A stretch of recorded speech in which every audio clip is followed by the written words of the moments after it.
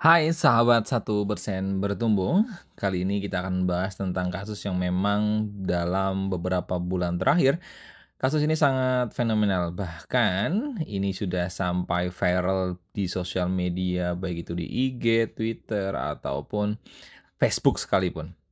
Ya, kita sering dengar kata nama Agus, apalagi Agus Buntung. Di luar dari kontroversinya Agus yang sedang dalam kasus yang telah melecehkan beberapa perempuan yang ada di daerah sekeliling tempat tinggal dia. Tapi apa yang bisa kita pelajari dari seseorang yang disabilitas tidak punya tangan, tetapi dia mampu untuk mempengaruhi orang lain. Itu menandakan apa? Bahwa ada poin yang bisa kita pelajari dari si Agus ini adalah dia mampu mempengaruhi orang. Dengan apa? Dengan komunikasinya. Apa sih yang membuat komunikasi Agus Buntung yang fenomenal dalam kasus ini begitu berpengaruh? Dan bagaimana kita bisa belajar dari pendekatan komunikasinya untuk menjadi komunikator yang lebih baik? Yang jelek wajib tidak kita tiru, tetapi kalau ada poin positif, melihat positif bagaimana dia mampu mempengaruhi orang. Nah, yuk jadilah orang yang secara komunikasi bagus, positif.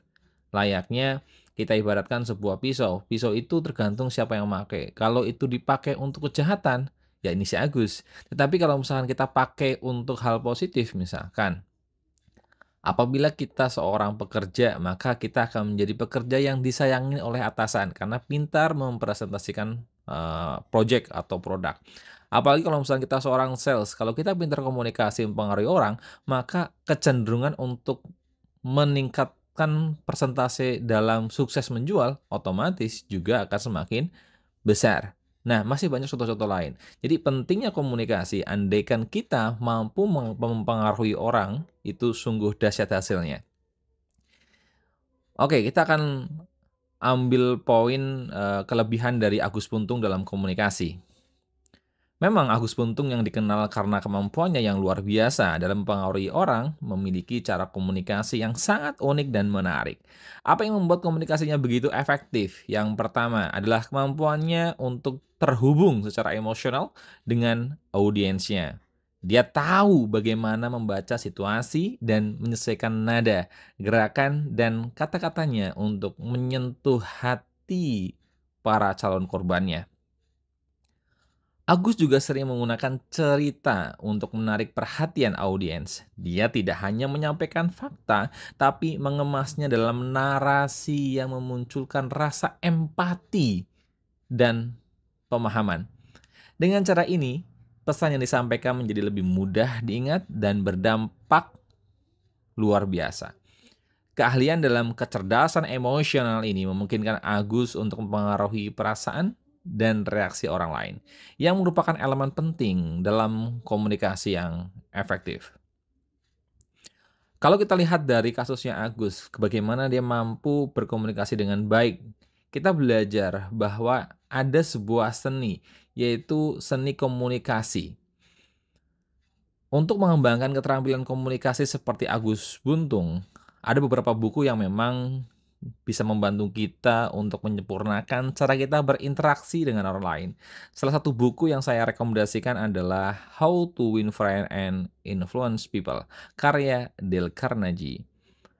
Buku ini adalah buku klasik dalam dunia komunikasi yang sering dijadikan referensi oleh para pemimpin, termasuk mereka yang memiliki kemampuan mempengaruhi orang seperti Agus. Di dalam buku ini, Carnegie membahas tentang kekuatan empati, mendengar dengan penuh perhatian, dan membuat orang merasa penting, yang semuanya adalah elemen kunci dalam menguasai komunikasi. Jika kamu serius ingin belajar komunikasi dengan baik dan mempengaruhi orang lain, maka yuk beli dan baca buku ini. Baik, dalam buku ini ada 4 pembahasan yang ingin kita diskusikan agar kita mampu untuk dicintai oleh orang-orang di sekitar kita, atau cenderung bagaimana kita menjadi pribadi yang lebih dicintai oleh orang lain. Bab 1 atau part 1 membahas tentang teknik dasar dalam menghadapi orang. Bagian pertama buku ini membahas prinsip-prinsip dasar dalam berinteraksi dengan orang lain.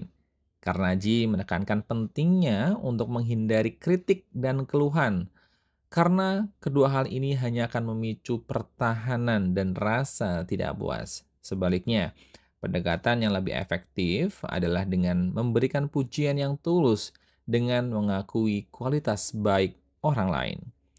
Prinsip-prinsip utama dalam bagian ini yaitu: 1. Jangan mengkritik, menghina, atau mengeluh.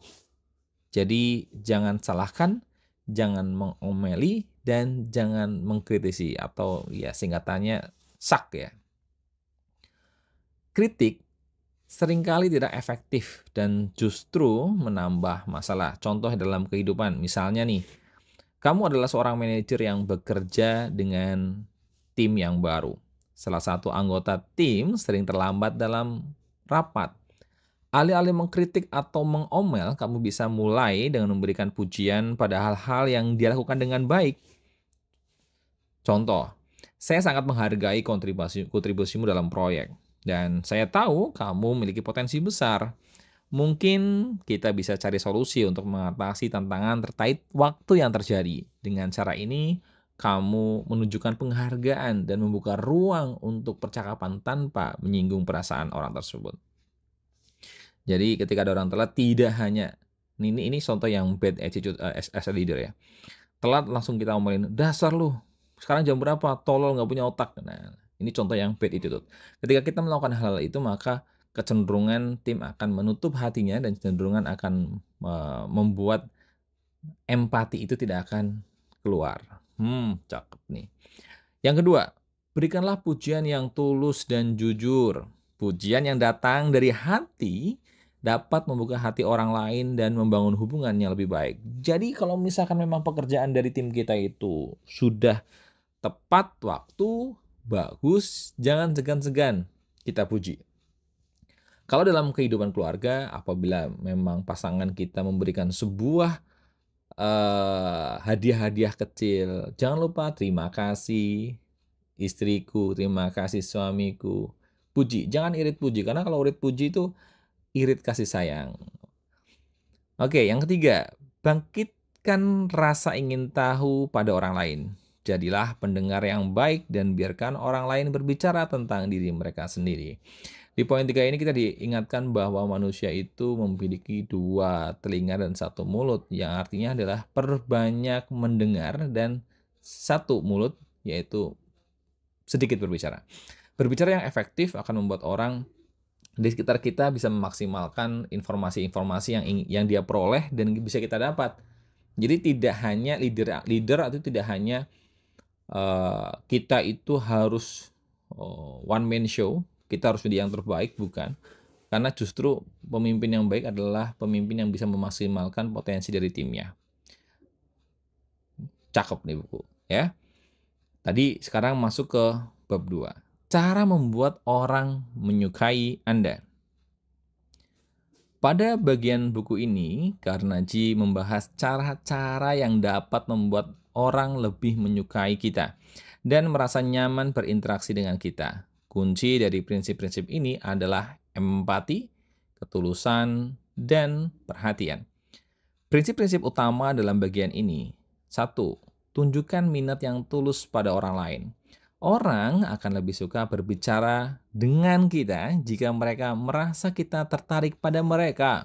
Contoh dalam kehidupan, saat berkenalan dengan seseorang yang baru, seperti rekan kerja ataupun tetangga, cobalah bertanya tentang hal-hal yang mereka sukai di luar pekerjaan.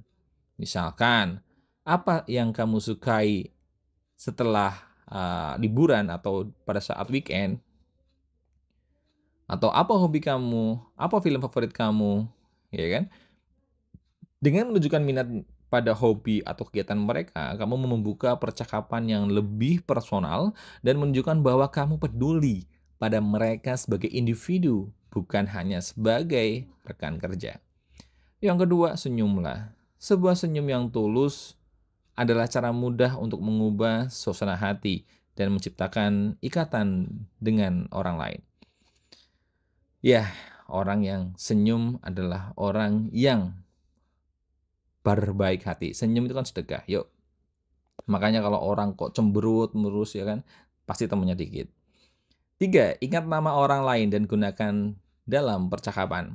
Nama adalah kata yang paling penting, paling indah bagi seseorang. Karena ingat, ketika dia lahir, namanya yang disebut oleh orang tuanya pertama kali.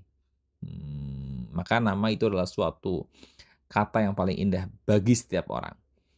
Dan mengingatnya membuat mereka merasa dihargai. Waduh, aku diingat ya, namaku Richard, ternyata aku diingat oleh bosku. Wah, itu akan menjadi penghargaan juga. Makanya ketika dalam sebuah pelatihan training, saya meminta list daftar peserta dan saya berusaha mengingat beberapa orang yang nanti akan menjadi target komunikasi biar kegiatan berjalan lebih santai dan lebih cair dalam prosesnya. Lanjut. Jadilah pendengar yang baik. Ajak orang lain berbicara tentang diri mereka sendiri dan mereka akan menghargai kita. 5. Bicarakan minat orang lain. Orang lebih tertarik pada percakapan yang berfokus pada hal-hal yang mereka sukai. Ya, misalkan kalau kita hobinya nonton bola, ya coba tanya lawan bicara kita. Apakah dia hobi nonton bola? Atau sekarang lagi ada Piala AFF misalkan, coba diskusi tentang gimana kemarin Indonesia kalah menurut kamu misalkan. Atau kan hobi nonton bola Liga Inggris. Nah, nanti kalau misalkan sudah menemukan suatu kesamaan, itu kan semakin klik. Atau enggak bagi teman-teman semua yang mungkin hobi main game. Hey guys, you hobi main game apa? Atau enggak you suka sport? You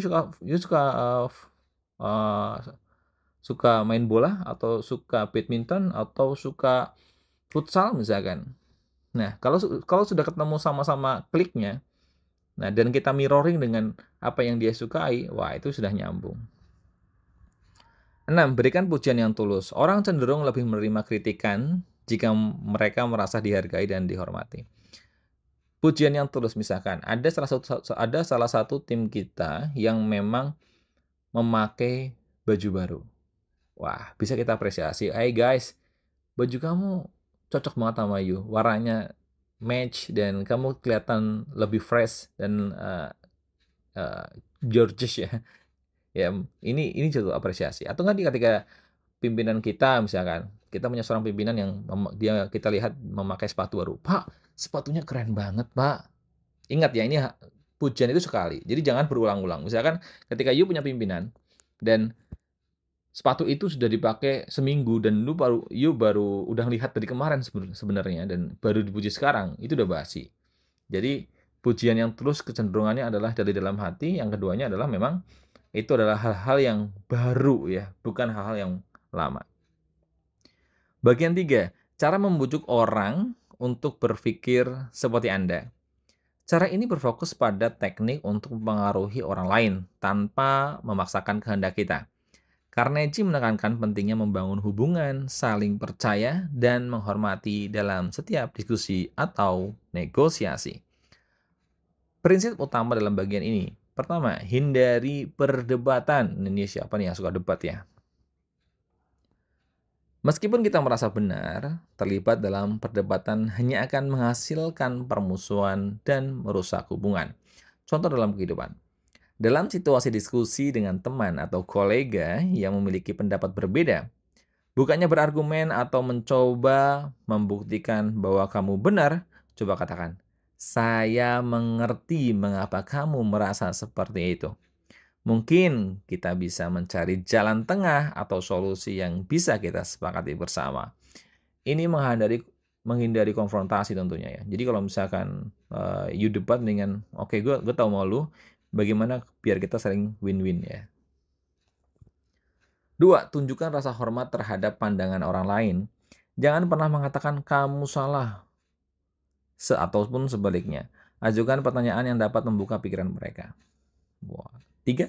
Jika Anda salah, akui dengan cepat dan jelas. Kejujuran dan kerendahan hati dapat menghindari diri dari konflik dan membuat orang lain terbuka untuk mendengarkan. Contoh dalam kehidupan.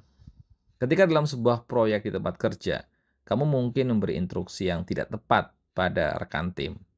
Ketika menyadari kesalahan tersebut, segeralah mengakui dengan mengatakan, "Maaf, saya memberikan arahan yang kurang jelas. Saya akan memperbaiki dan pastikan kita bisa melanjutkan dengan benar." Dengan mengakui kesalahan dengan jujur, kamu menunjukkan integritas dan membangun kepercayaan dengan orang lain. Jadi, pemimpin itu nggak harus selalu benar, ya. Jadi, pemimpin ketika ngelakuin sebuah kesalahan, ya, I'm sorry. Sorry guys ya, tadi gue salah, nggak masalah. Itu malah lebih gentle daripada kita menyalahkan orang lain, mengkambing hitamkan orang lain sehingga kita merasa paling pintar ya. Dan ini banyak di beberapa tempat kerja termasuk di tempat saya. Dia pengen jadi dewa, makanya nggak pernah salah. Pokoknya kalau udah salah itu pasti timnya. Oke, poin 4. Mulailah dengan cara yang ramah. Untuk mempengaruhi orang lain, mulailah dengan sikap positif dan ramah. Poin 5. Buat orang lain merasa penting. Orang akan lebih cenderung mendengarkan dan mengikuti saran jika kita merasa dihargai dan penting. Bagian 4. Menjadi pemimpin. Cara mengubah orang tanpa menyinggung atau menyebabkan resentment. Wow. Apa itu? Bagian akhir buku ini membahas prinsip-prinsip kepemimpinan yang dapat digunakan untuk memotivasi dan mempengaruhi orang lain tanpa menimbulkan konflik atau perasaan negatif. Prinsip-prinsip utama dalam bagian ini: 1. Mulailah dengan pujian dan penghargaan yang jujur. Contoh, jika kamu seorang pemimpin tim dan anggota tim yang melakukan kesalahan, mulai dengan memberikan apresiasi atau usaha atau pencapaian positif lainnya. Ya, pokoknya kalau misalkan dia salah ya kita memberikan teguran yang sifatnya positif ya. Yang disalahkan itu bukan orangnya tapi pekerjaannya. Ingat, kalau emang dia ada achievement pekerjaan, jangan lupa untuk diberikan sebuah apresiasi. Misalkan ketika tim berhasil menyelesaikan proyek di depan umum, depan orang lain, sampaikan, "Hey guys, thank you ya Andi. Andi sudah menyelesaikan proyek dan sudah membuat perusahaan kita secara profit naik 2%. Boleh dong tepuk tangan buat Andi?" Yes.